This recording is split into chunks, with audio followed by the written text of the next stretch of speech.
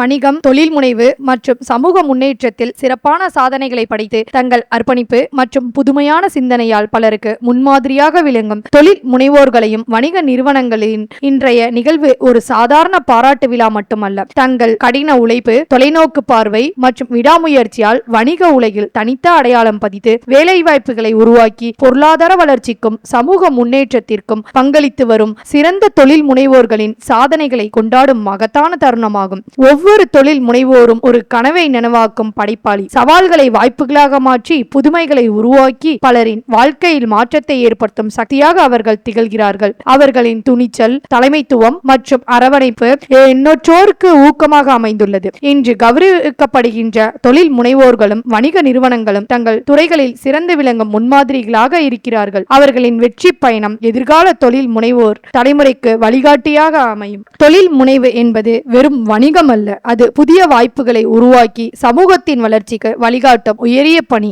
சிறந்த தொழில் முனைவோருக்கான விருது ஜகத் ராஜேஷ்குமார்.